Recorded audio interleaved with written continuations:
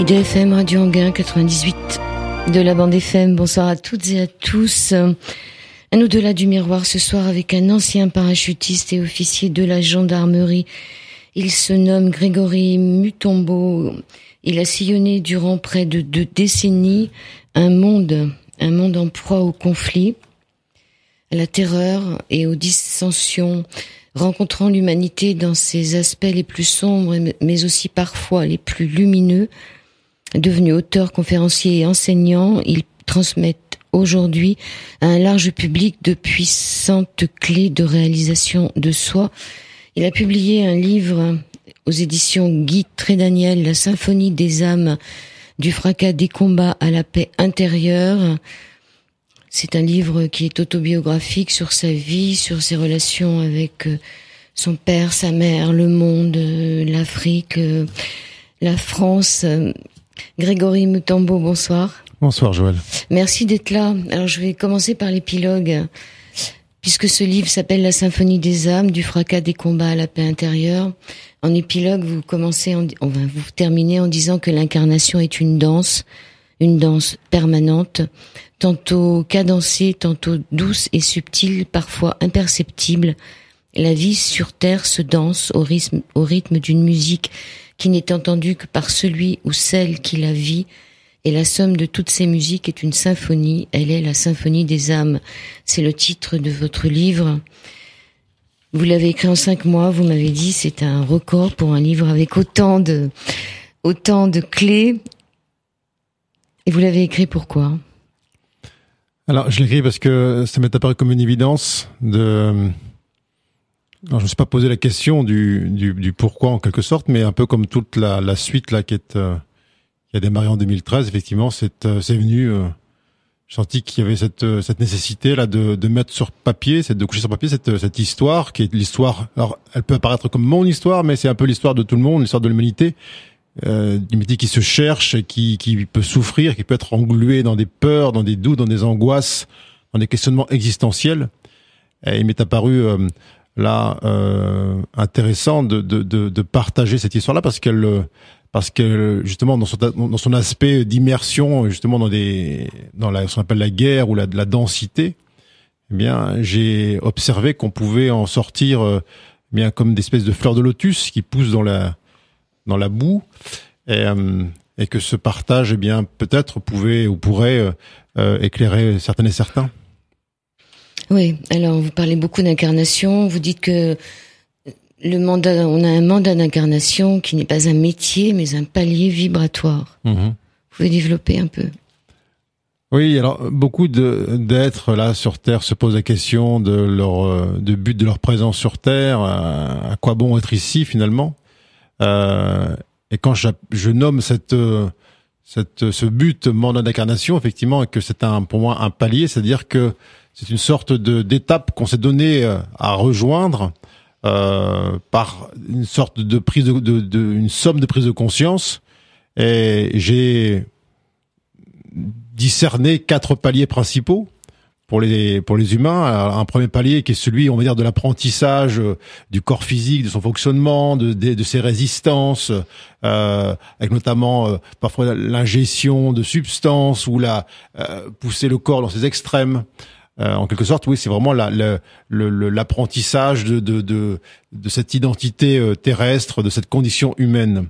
Ensuite, il y a un deuxième palier qui est celui alors à l'échelle humaine, c'est l'âge de l'adolescence, mais c'est celui où on commence à développer cet esprit grégaire, l'appartenance à un clan, cette identification à autre chose que son nombril, et c'est le mandat où on cherche eh bien à sortir un peu simplement la seule connaissance du corps physique, mais apprendre à aimer l'autre dans ce qu'il peut être de ressemblant, la famille, le clan, le groupe, le club, bref, tous ces aspects-là, parfois qui sont cernés par une religion, par une région, par une entité là géographique.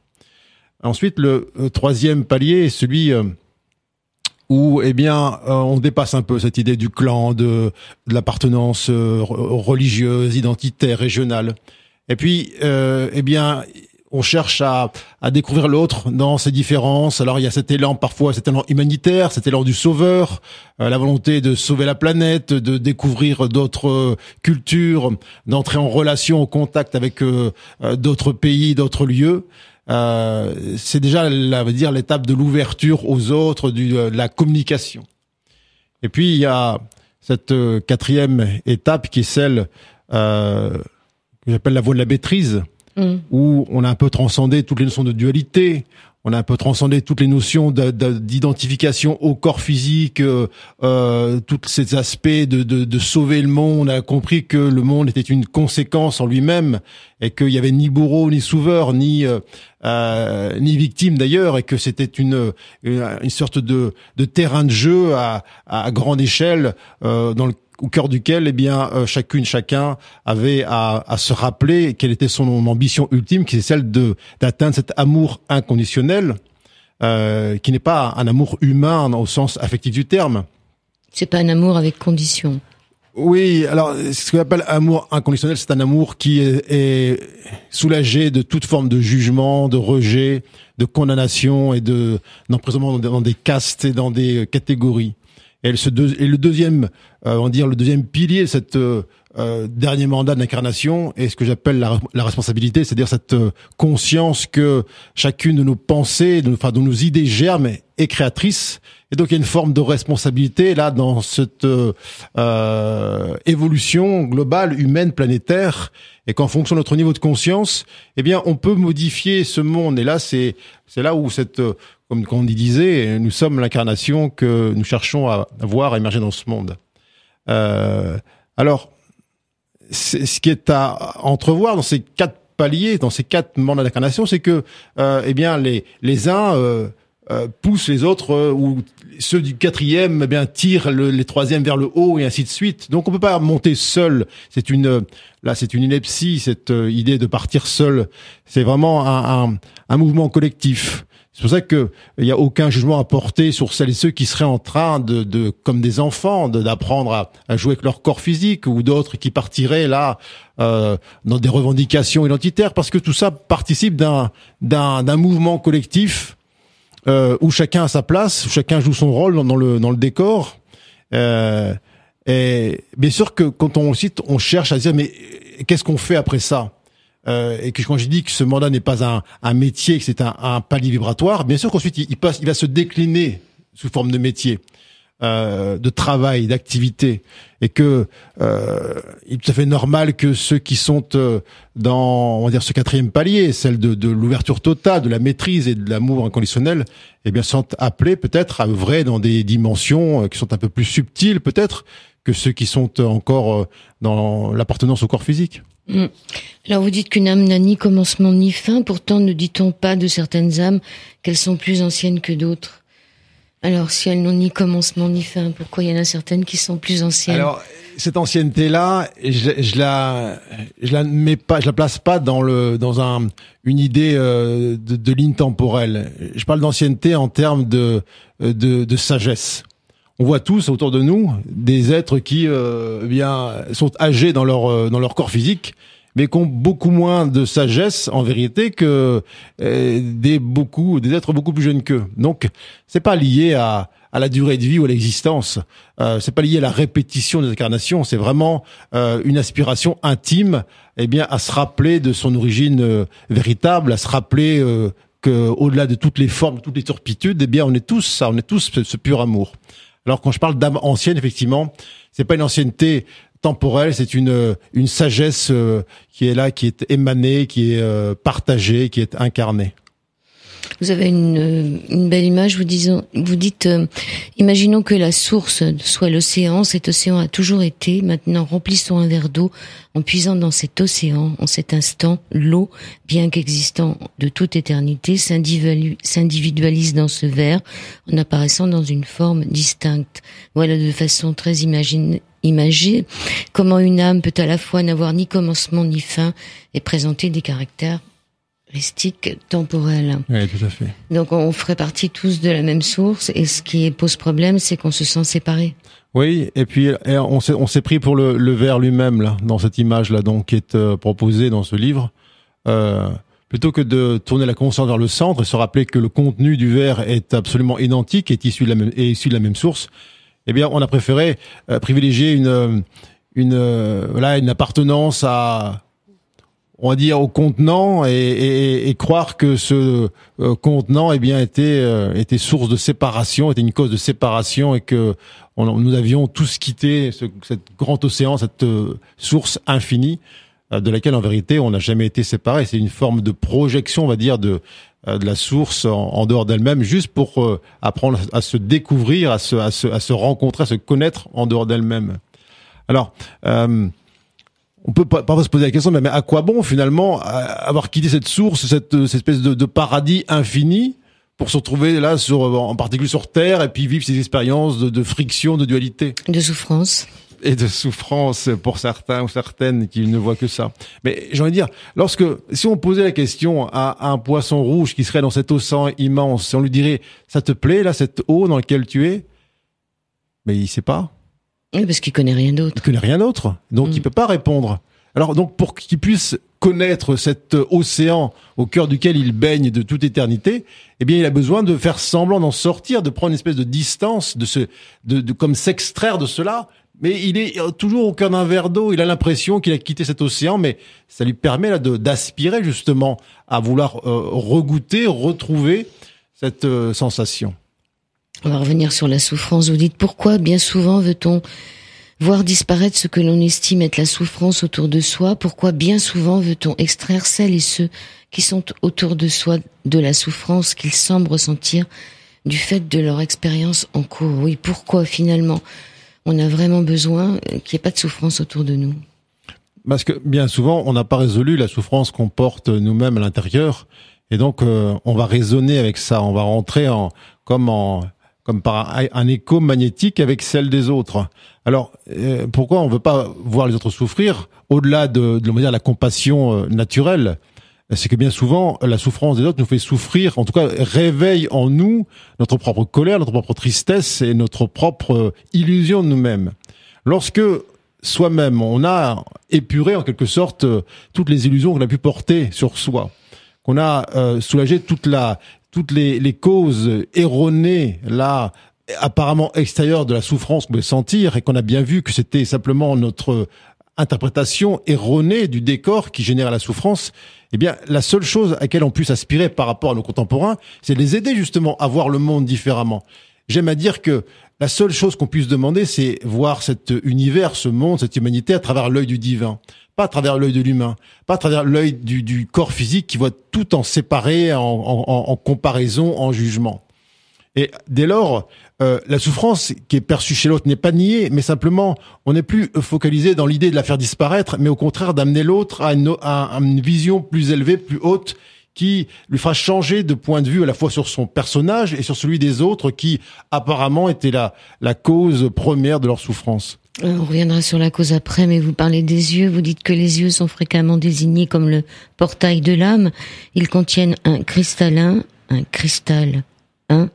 Le cristal est un amplificateur dont la portée n'est plus à démontrer. Un peu plus loin, vous dites ainsi, de par cette manière de regarder l'autre, soit en tant que victime, soit en tant que bourreau, on va lui envoyer une information qui va contribuer à le maintenir dans cette posture duel. Alors, comment faire pour ne pas regarder l'autre en tant que victime ou en tant que bourreau? En voyant toutes les parties en nous qui encore se comportent telles quelles. C'est-à-dire, est-ce que je suis en capacité, moi, dans cet itinéraire qui était le mien, avec ses parents, ce père, cette mère, ses frères, ses sœurs, cet entourage, ses éducateurs, tout ce qu'on veut, ses voisins, est-ce que je suis capable de sentir la gratitude par rapport à tous ces êtres qui constellaient mon itinéraire, où je porte encore une empreinte là de colère, une idée de vouloir me venger, ou que cela n'a pas été normal, ou que j'ai subi quelque chose contre ma volonté. Ça suppose déjà voir en soi, est-ce que je suis capable là d'éclairer en moi toutes ces parties-là.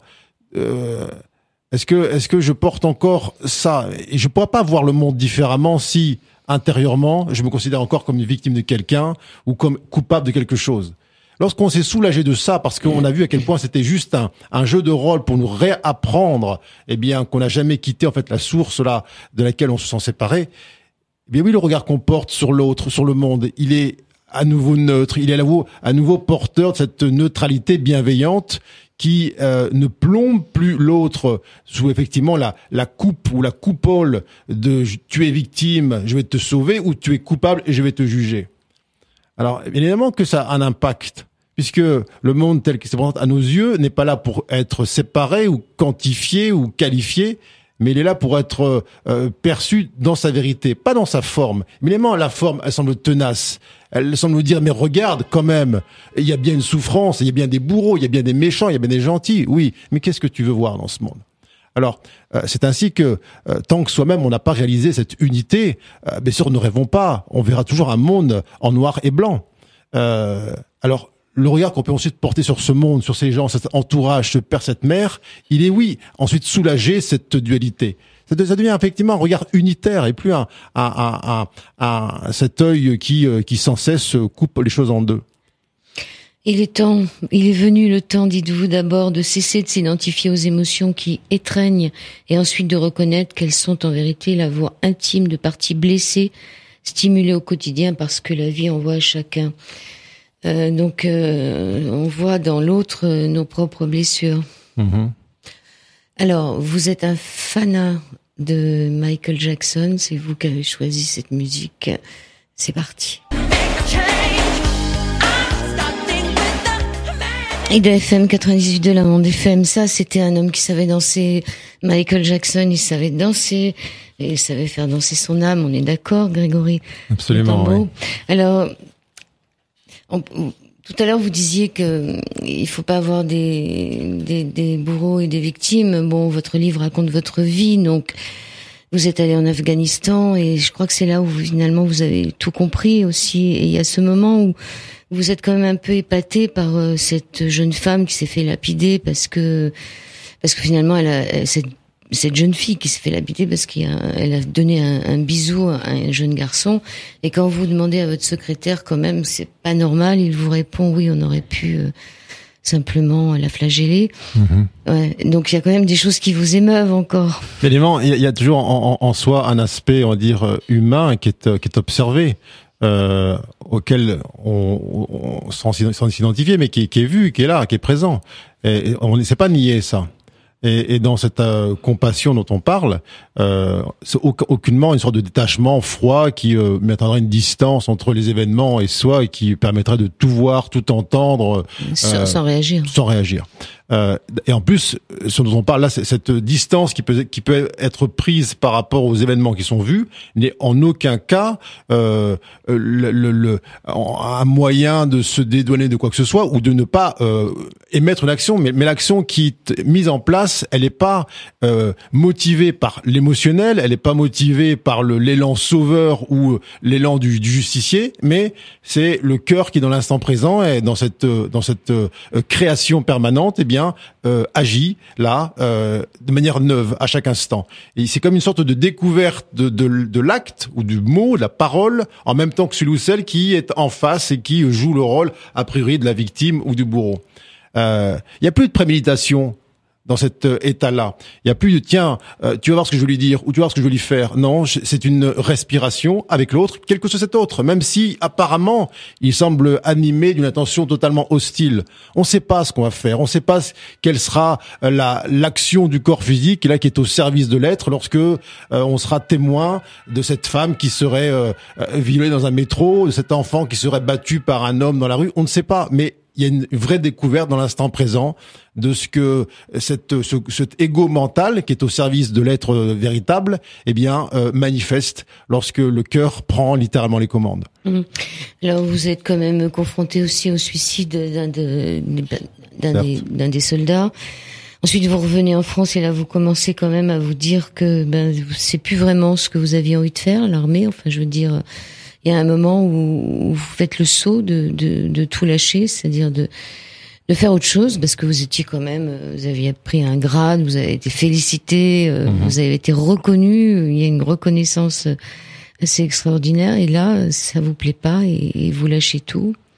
Alors, effectivement, d'un côté, j'ai senti que cette reconnaissance là sommitale, eh bien, ne me donnait rien en plus. Et c'était pas vraiment ça que qui me remplissait. Hein, quand bien même le président de la République vous félicite et après, c'est pas un but en soi. Mais j'ai senti intérieurement que la fin de ce chemin initiatique là approchait. Mais on le sait, comment ça se passe dans ces moments-là, il n'y a pas forcément d'éclairage sur la suite. C'est une forme d'intuition qui est tenace, qui est vivace, et qui laisse pas la place à une forme de négociation ou d'entre-deux, qui dit bon, on va faire ça en attendant d'avoir mieux ou d'avoir plus. C'est une sorte d'injonction intérieure qui était celle qui m'a fait y rentrer 18 ans au précédent, et là qui m'a conduit à effectivement faire ce grand saut, c'est-à-dire qu'à partir, à démissionner, à lâcher cette enveloppe, cet uniforme aussi, et puis à écouter totalement la voix de mon cœur, de mon âme, sans savoir là où ça menait. Et d'ailleurs aujourd'hui, je ne sais pas plus demain de quoi sera fait, alors que bon, on peut sembler, même s'il y avait une structure avant qui me dit voilà, on va prévoir les choses, on lâche tout ça, ces repères, ces limites, ce conditionnement. Et vous dites que c'est la plus grande preuve d'amour qu'on peut se donner à soi-même que de partir faire le grand saut vers l'inconnu. Tout à l'heure, vous avez parlé de la compassion. Vous faites une différence entre l'empathie et la compassion. Hein. C'est pas du tout la même chose. Alors, peut-être que c'est pour certains une question de sémantique, mais en ce qui me concerne, quand je parle de l'empathie, c'est le fait de ne pas supporter de voir l'autre souffrir ou de pas supporter cette intolérance, elle est du fait que la souffrance des autres stimule encore en soi une forme de souffrance, et donc on se sent obligé d'aller anesthésier l'autre dans sa souffrance ou d'aller le sauver pour ne plus être témoin de ça. Et ce que j'appelle compassion, effectivement, c'est cette capacité à voir l'autre au-delà de sa souffrance, au-delà de sa tristesse, au-delà de sa colère, et voir que il y a une différence entre le fond et la forme. Et si on voit l'autre véritablement pour ce qu'il est, dans son contenu plutôt que son contenant, eh bien, c'est ça, ce regard qui élève. C'est pas un regard qui abaisse. Lorsqu'il y a une forme de condescendance, là, qu'on appelle, pour appeler ça pitié, ou l'élan du sauveur, ou même le même jugement qui se porte sur le prétendu coupable. Ici, c'est pour ça, pour moi, c'est l'empathie. Et la compassion, eh bien, elle offre le même cœur ouvert à celui avant qu'on avait désigné comme coupable et comme victime. Alors j'ai eu la grâce d'ailleurs de faire une conférence dans une prison il y a une quinzaine de jours, et on voit à quel point c'est la même chose. Il n'y a pas de différence entre celui ou celle qui joue le rôle de la victime et celui ou celle qui joue le rôle du bourreau. Il y a la même aspiration à se rappeler le pur amour qu'il est. Là, vous parlez des pleurs aussi, vous remerciez celle qui vous fait pleurer. À un moment, vous revenez, donc vous avez cette fameuse crise d'intégration au retour. Vous dites dans votre livre que finalement, on revient pas indemne de guerre, que vous avez eu peur, même peur de la torture, enfin voilà. Et à un moment, vous revenez à une réunion de famille et c'était pas le moment, c'était trop juste. Et il y a une des femmes qui vous demande comment ça s'est passé en Afghanistan, et là vous quittez la salle. Et vous allez pleurer pendant 1 heure dans les toilettes, et vous remerciez cette femme de vous avoir aidé à pouvoir pleurer. Oui, parce que effectivement, pendant 6 mois en Afghanistan, on se coupe de cette vague émotionnelle parce que on craint de la voir arriver, et on craint qu'elle nous rende vulnérables et qu'elle nous ramollisse face à une situation qu'on présume hostile ou dangereuse. Et c'est vrai que dans la vie, parfois, on a besoin de ce doigt qui pointe là, qui apparemment passe par l'extérieur. Ça peut apparaître sous forme d'une phrase, d'un mot, d'un simple regard, d'un questionnement. Là, c'était le cas. Elle m'a juste demandé comment ça s'est passé là-bas. Et pour moi, je pouvais plus me raconter d'histoire. Je pouvais plus dire oui, tout va bien et tenir une forme de façade. Oui, gratitude infinie pour cette femme. Donc c'était en vérité le moment parfait pour qu'il y ait cette réunion de famille, même si ça me semblait trop tôt. Vous savez, dans cette histoire d'accueil des émotions ou des émotions qui montent, on dit toujours c'est pas le bon moment. Lorsque une crise de larmes vous entend à monter aux yeux dans une réunion de travail ou dans un magasin, ben non, c'est pas le moment. Mais quand sera ce bon moment? Jamais. Alors vous étiez dans la crise de l'intégration au retour, hein, c'est pas facile de revenir. Il y a un très beau moment où vous avez une épreuve de survie là en Pyrénées pendant la neige. Ça fait vraiment peur. Et donc il y a des morts dans vos livres. Il y a quand même des jeunes hommes qui étaient morts de froid. On se demande comment on prévient les familles dans ces cas-là. Ces deux jeunes qui étaient morts de froid juste avant. Ouais, tout à fait. Alors bon, après, effectivement, on peut essayer de trouver des coupables à l'extérieur, dire oui, c'était mal encadré, passer de médecin ou que sais-je. Et après, dès qu'on prend un peu de hauteur, on voit à quel point, encore une fois, c'est un jeu de rôle et que si ces deux jeunes, eh bien, ont choisi cette montagne pyrénéenne pour mettre un terme à leur existence terrestre et qu'ils avaient peut-être là comme mission, on parlait tout à l'heure des mandats d'incarnation, de tester les résistances du corps physique, aller jusqu'au bout d'une certaine expérience qui était celle de voir comment ce corps fonctionnait et comment on pouvait plus ou moins donner de pouvoir à ce corps de déterminer la fin de l'histoire ou peu importe. Alors, en vérité, il y a nul à juger là-dedans. C'est ainsi. Bien sûr que, encore une fois, la compassion est là et qu'il y a une vraie sensation de déchirement parce qu'on est incarné, parce qu'il y a un contact magnétique avec ces êtres-là et que lorsque l'un ou l'autre, eh bien, rend son corps physique dans ce qu'on appelle la mort, eh bien, on le sent. C'est pas nié, ça. Mais on sait que c'est pas l'autre qui a disparu, c'est son corps physique qui a changé simplement d'état. Et quand souvent on me dit oui, j'ai perdu mon père, j'ai perdu ma mère, mais ce terme de perte, il est encore une fois, il emporte toute une identité qui en vérité bien est restrictive par rapport à ce que l'on est. Alors vous n'êtes pas d'accord non plus pour que les gens aient peur pour vous, hein. Vous dites que c'est une charge dont vous n'avez pas besoin quand vous partiez en Afghanistan ou ailleurs. Vous aimiez pas tellement que les autres aient peur pour vous, parce que finalement c'est une charge et que ce sont des croyances que la mort est définitive. Oui, et puis quand d'ailleurs on dit aux autres qu'on a peur pour eux, c'est un mensonge. On a peur pour soi, on a peur d'être ultérieurement confronté d'être seul à la souffrance de la solitude, de la séparation. Mais l'autre, quand il est parti ou qu'il est mort, il est très bien là où il est. Donc on a peur pour soi. Donc effectivement, on n'a pas besoin en tant que celui ou celle qui a priori génère la peur qu'on nous dise oui, j'ai peur pour toi. En quoi ça nous aide? En rien. En rien. Mais bon, le commandant, votre père, qui est présent tout le long du livre et qui vous quitte à la fin, quelque part il vous manque pas?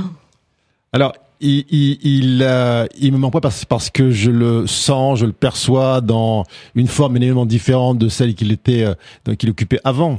Et il est beaucoup moins restreint dans son expression aujourd'hui que lorsqu'il avait un corps physique, auquel il était encore assez identifié. Et d'ailleurs, moi-même, en tant qu'être humain incarné, c'est pour moi plus simple aujourd'hui d'être en relation avec lui que par l'image un peu figée du père incarné.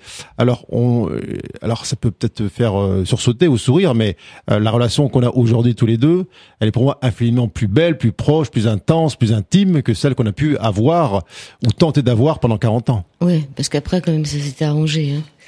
Enfin après votre père. Alors bon, finalement. Vous êtes devenu vous-même un commandant quelque part, hein, ce qu'était votre père. Oui.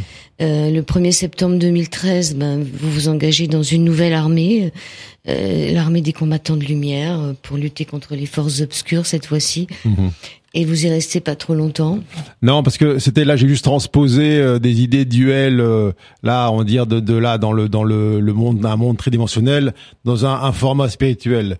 Et j'ai vite compris que ces notions là de bien et de mal, ou des forces de l'ombre ou forces de lumière, étaient encore c'est la même chose, une transposition là d'une vision tellement restreinte de ce qu'était la lumière. La lumière en fait est partout, elle n'a ni commencement ni fin. Où commencerait l'ombre à ce moment-là? Où se termine la lumière?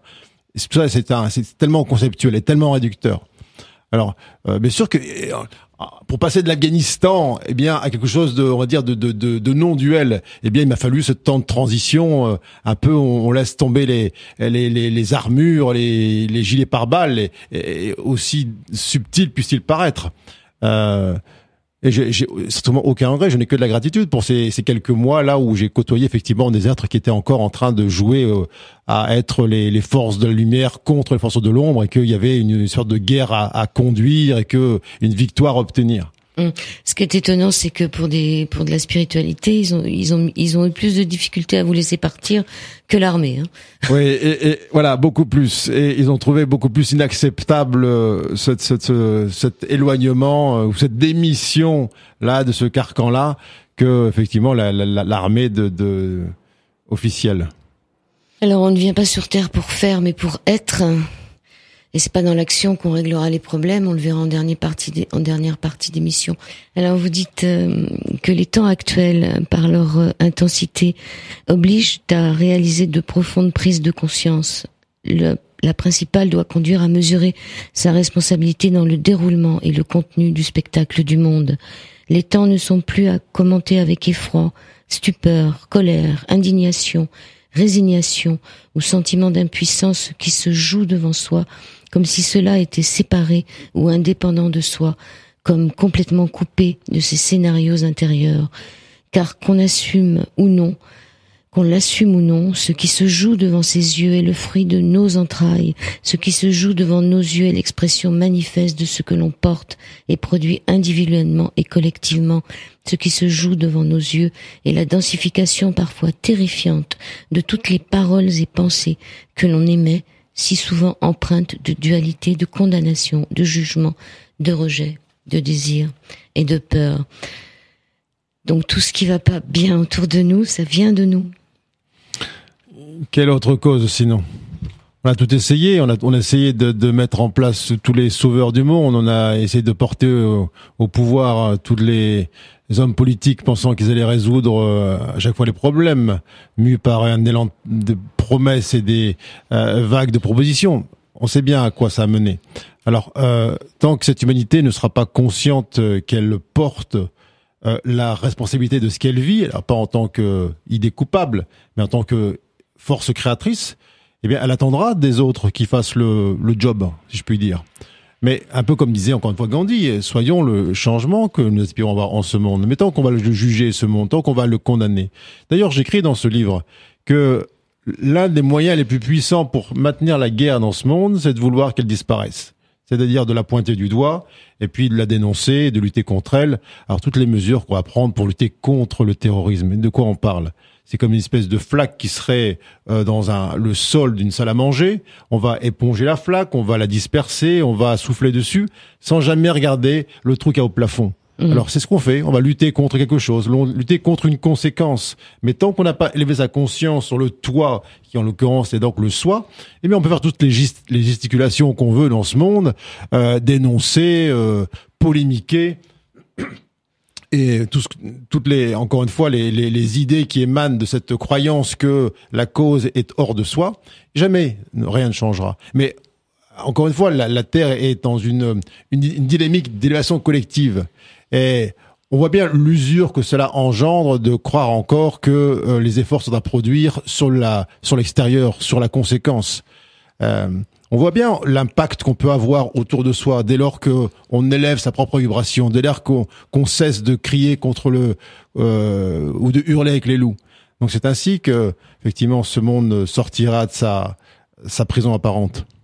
Ça, vous l'avez un peu vu quand vous étiez de faction, on peut dire, lorsqu'il y avait des manifestations, vous avez vécu des choses, les jets de pierre contre les policiers, contre la gendarmerie, c'était surtout contre le pouvoir. Et vous pensez que ce qui fait aussi que ça va pas, c'est qu'on délègue un peu trop notre pouvoir? Tant qu'on croira encore que ça vient de l'extérieur, qu'un autre être que soi sera plus en capacité d'appréhender ses aspirations, de réaliser à sa place son rêve intime, son désir, le désir de son âme, bien évidemment qu'il y aura des déceptions, il y aura encore ces manifestations, il y aura encore ces jets de pierre. Mais contre qui on jette la pierre? Contre qui on manifeste? Contre sa propre ignorance, contre l'oubli de soi. Ça dure combien de temps? On le sait bien que et pourtant tous les 5 ans, tous les 7 ans, tous les 4 ans, peu importe le pays et le système, eh bien il y a cette sorte d'aspiration, d'espoir qui dit oui, peut-être celui-là, peut-être celle-là, et puis toujours derrière une forme de déception. Oui. Et c'est là pour ça. Alors le fait qu'il y a presque 60% d'abstention, ça prouverait que la société évolue. Alors, en tout cas, peut-être qu'il y a une sorte de prise de conscience collective que l'idée d'un être qui serait là porté au pouvoir, entendu dans cette idée du pouvoir, ne serait pas forcément la solution parfaite, à cette quête individuelle de bonheur. Alors, encore une fois, on sait bien que ces promesses n'engagent que ceux qui les entendent et les écoutent. Quand on voit ce qu'on appelle le système de la démocratie qui est fondé sur une dualité où, en gros, 51% de la population sera victorieuse par rapport à 49% restants. Et on dit c'est le système le plus abouti qu'on ait trouvé là pour solutionner les problèmes du monde. Et on trouve que c'est le système le plus abouti. D'ailleurs, et puis c'est ces pays africains qui n'ont rien compris. Bon. Alors, lorsqu'on comprendra que nous sommes tous égaux devant ce pouvoir créateur, donc on est tous détenteurs à la même enseigne de ce pouvoir détenteur, qu'on a tous donc le même pouvoir de modifier notre décor, de modifier notre existence, eh bien on cessera effectivement d'aller déposer ces papiers dans la croyance encore réitérée que quelqu'un d'autre que soi pourra nous aimer à notre place. Donc pas de pétition, pas de choses comme ça. Vous dites qu'on ne combat jamais que soi-même jusqu'à ce que l'on dépose les armes et prenne conscience que faute de l'un des deux combattants, la guerre s'arrête. Et vous parlez de la capitulation. Il faut capituler. Est-ce qu'on est dans un monde où il faut capituler?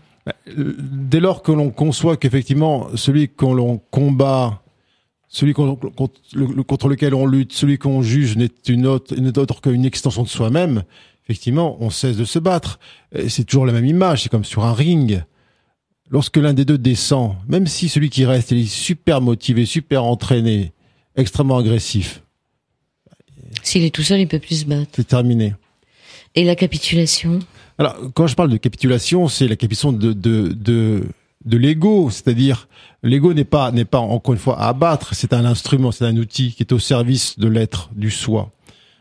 Mais tant que c'est cet ego qui est aux commandes, qui pilote l'existence et qui détermine cette existence en fonction de paramètres clivants, séparants, jugeants, eh bien on voit le monde en deux couleurs, en deux aspects.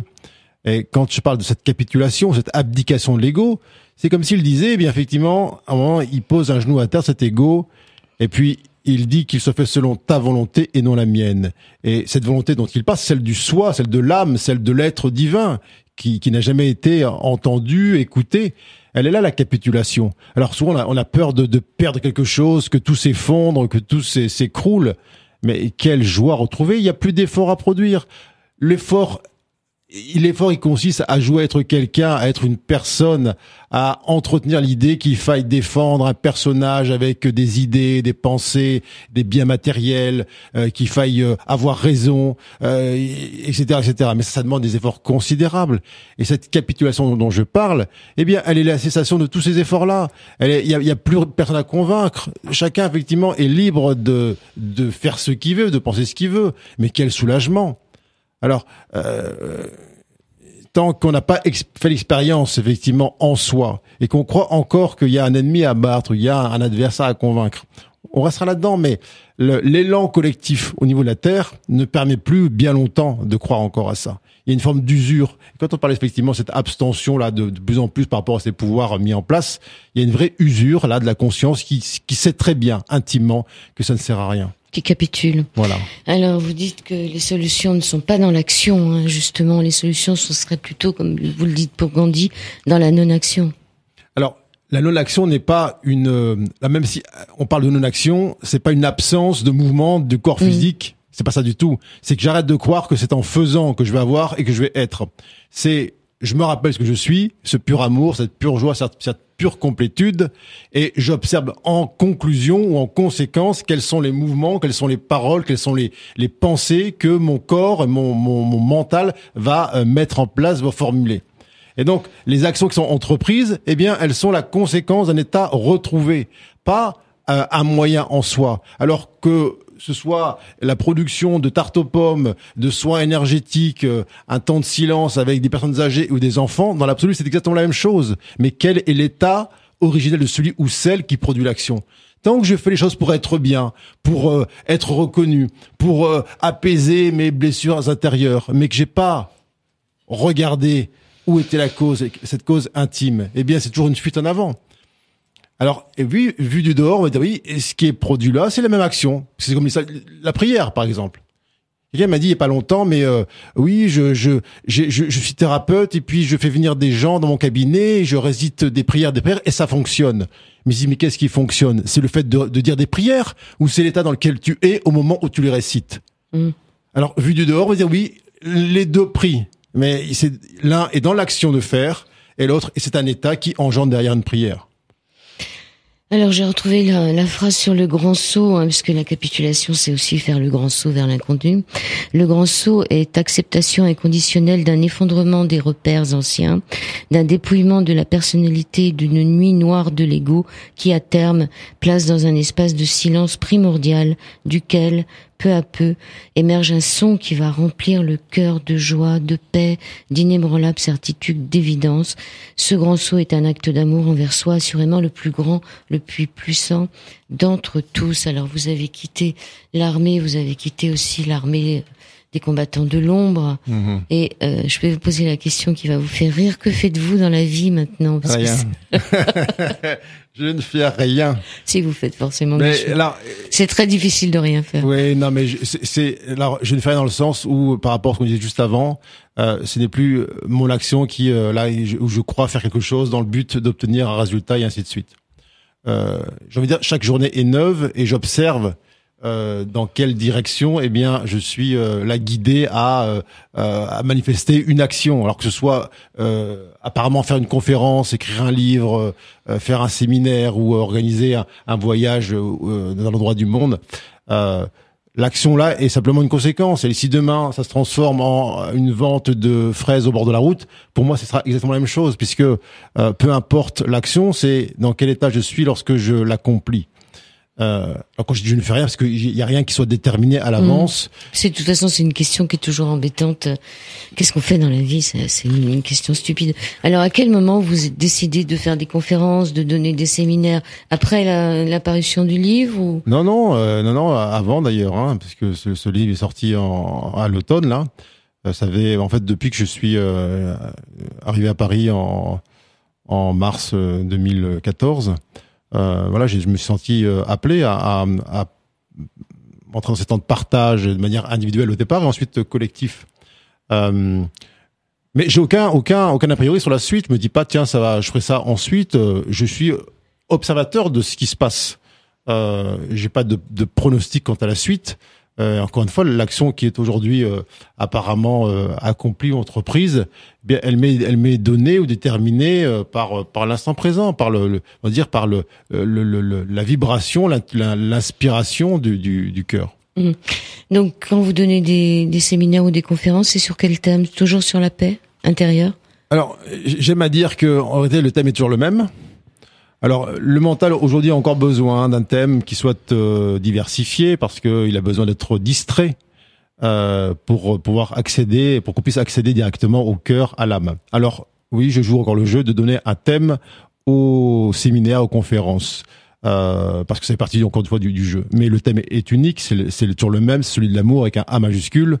C'est se rappeler intimement ce que l'on est et qu'on n'a jamais cessé d'être. Bien sûr que l'angle d'approche il peut varier en fonction du thème initialement annoncé, mais quel autre thème pourrait-il exister que celui de l'amour lui-même? Aucun. Donc on n'a personne à sauver sur terre, sauf soi-même peut-être. Faut pas demander à l'autre aussi de régler nos propres souffrances, il en a bien assez avec les siennes. Aucun être au monde, aussi aimant soit-il, ne pourra nous aimer à notre place. C'est souvent ça qu'on demande à l'autre. C'est d'aimer, de nous aimer, alors qu'on n'est pas incapable. Alors maintenant, vous pensez que vous vous aimez suffisamment, alors? Mais ça, c'est encore une étape. Quand on dit « je m'aime », il y a encore deux entités. Il y a encore un je et un moi qui se disent éprouver l'un pour l'autre de l'amour. C'est encore une forme de dualité. Vient un temps, une étape, une vibration, un état où il y a plus ce je m'aime ou j'essaie d'être en paix avec moi-même. Il y a plus ces deux parties, ces deux aspects. quand on parle de cette unité a résolu cette question de distance ou de défiance entre le petit moi et le soi. Qu'est-ce que vous pourriez nous dire pour terminer l'émission? Donc là, vous allez partir sur l'écriture d'un autre livre. Oui, là, j'ai commencé l'écriture d'un second livre qui s'appelle Le feu de l'esprit, où j'essaie d'éclairer toutes les voies de perdition qu'on a pu emprunter, justement dans le faire avec la croyance que en s'habillant en telle tenue, en écoutant telle musique, en mangeant telle nourriture, en respirant tel type d'encens, bref, en faisant telle pratique, ça nous rapprochait de notre nature originelle. Sauf que, encore une fois, c'est oublier dès là le postulat originel que on n'a jamais quitté ce qu'on est. On n'a jamais été autre chose que ce qu'on est. Et que quelle que soit la pratique entreprise, quel que soit le décor ou le type de couleur des vêtements, ça nous rapproche pas plus de ce que l'on est. Donc, c'est très bien, mais toutes ces voies-là on va dire, de développement du personnage, que j'appelle le développement personnel, eh bien, ne servent à rien, sauf à se rendre compte qu'elles ne servent à rien. Alors, ce livre, eh bien, met en lumière, j'ai envie de dire, le chemin le plus court, celui intime, celui de la conscience qui complètement se retourne vers sa cause, vers sa source, vers ce qu'elle n'a jamais cessé d'être. Alors, c'est aussi à la lumière de ce qu'on peut appeler aussi l'ego spirituel, et qui est le piège ultime dans lequel, eh bien, tombent tellement de cheminants et de chercheurs qui vont se glorifier. Qui veulent être alignés. Il y a un très beau passage sur l'alignement dans votre livre. Ouais. Cet alignement qui fait que quand on est aligné, qu'on se sent aligné, que c'est que finalement on n'y est pas. Parce que déjà on peut pas. Bon, ça sera à découvrir dans le livre. Ça y est, j'ai un trou dans lequel je tombe. C'est pas grave, vous allez me remonter. c'est peut-être justement ce sont dans le vide auquel vous aspirez, hein? Oui, on a tous envie de faire un saut en ce moment, hein. Quelque part, on a tous. De toute façon, il y a un saut qui va se faire, même si on n'a pas envie. Je pense qu'on va tous sauter quelque part. Envie ou pas, il va falloir le faire. Le saut est quantique, donc c'est forcément un saut collectif. Personne ne saute tout seul. Même lorsqu'on dit tiens, un tel a fait ce saut quantique, ce saut dans le vide, il peut pas sauter seul dans le sens où l'information, elle bénéficie à tout le monde, à la terre entière. Lorsqu'il y en a un qui le fait, c'est le monde entier qui le fait en même temps. Alors, il semble y avoir une sorte de décalage dans le temps parce que il y a un jeu là dans ce décor de densité, mais en vérité, l'humanité tout entière est en train de sauter dans ce vide qui est un plein, c'est sa plénitude, c'est ce qu'elle a oublié, c'est ce qu'elle a cherché à l'extérieur dans ses loisirs, dans ses pertes de pouvoir, dans ses recherches effrénées, la lumière en dehors d'elle-même. Dans cette nostalgie. Complètement. Cette nostalgie de la source, vous en parlez aussi dans votre livre en disant que c'est une peur de ne pas la retrouver. Et cette symphonie des âmes, du fracas des combats à la paix intérieure de Grégory Mutombo est publiée chez Très Daniel. Ces âmes, là vous avez parlé que vous alliez faire un livre sur l'esprit, ça sera ma dernière question. Est-ce que l'âme et l'esprit c'est la même chose? Alors en vérité et dans l'absolu oui. Alors dans ce jeu de décomposition là de l'expérience de la source en dehors d'elle-même, eh bien on est encore un peu comme tenté pour expliquer, mais les mots sont tellement vains, des différences de forme, des différences de strates, de vibrations, des différences de manifestations. Mais lorsque l'on voit à travers l'œil du divin, eh bien il n'y a plus aucune différence entre ce qu'on appelle la matière et l'esprit lui-même. Tout est lumière, donc rien n'a jamais commencé, rien ne cessera jamais non plus. Ce serait la fin de l'émission. Il me faudra encore 2 petites minutes. Est-ce que vous y a un passage du livre que vous voulez lire? Je vous prends au dépourvu. Hein. Je prends. Allez. Sinon, vous laissez le laissez s'ouvrir à la page qui. Alors, je prends je vais lire là où j'ai ouvert. La vie sur Terre est un formidable agglomérat d'expériences qui interagissent les unes avec les autres. Ça nous ramène à cette idée que on n'est jamais seul et tout nous est donné en permanence en termes de rencontres, d'événements, de circonstances pour qu'on puisse éclairer en nous tout cet avoir. On n'est jamais seul. Et même quand on se croit isolé au fond du trou ou perdu dans sa brume, quel que soit l'endroit physique où on se trouve, eh bien, il y a toujours un partenariat total, global, qui est là autour de nous, même si ça prend l'apparence d'une haine ou d'une agressivité, pour nous inviter, eh bien, à se rappeler ce qu'on veut vraiment. Oui, à un moment, vous parlez des synchronicités. On ne parle que des bonnes synchronicités dans notre vie. On parle pas des autres qui sont finalement aussi des. Puisque tout est synchrone, puisqu'il n'y a pas de hasard. Donc, bien évidemment que il faudra un jour cesser de voir des signes de manière ponctuelle, puisque tout est signifiant. Que rien, en vérité, n'a plus de sens qu'autre chose. Soit tout a du sens, soit rien n'en a. Donc, tout est signe. Alors effectivement, il y a un moment, la conscience semble s'éclairer et puis focaliser sur là une expérience particulière et puis on dit tiens, voici un signe. Et il se passe quoi quand il n'y a pas un signe? C'est quoi? C'est l'univers qui est au repos, en pause, en off? Pas du tout. C'est qu'on regarde ailleurs, c'est qu'on ferme les yeux, c'est qu'on on est aveugle. Tout est signifiant, tout a du sens et en vérité tout est bénédiction. Il n'y a pas de bonnes nouvelles et de mauvaises nouvelles. Il n'y a que des bonnes nouvelles où rien n'est. Et lorsque on prend conscience qu'en vérité tout est bénédiction, quelle que soit l'action entreprise, quelle que soit la réaction des uns et des autres, eh bien tout concourt à nous ramener à la maison, tout concourt à nous à stimuler eh bien le souvenir de ce que nous sommes. Mais de quoi pourrions-nous encore avoir peur le matin quand on sort de chez nous? De quoi on peut avoir peur le matin en sortant de chez nous? Oui. C'est une très bonne question qu'on va laisser. On va laisser les auditeurs, les auditrices se poser la question. On leur donnera pas la réponse. Je vous remercie, Grégory Mutombo. Merci infiniment. Merci beaucoup. Merci.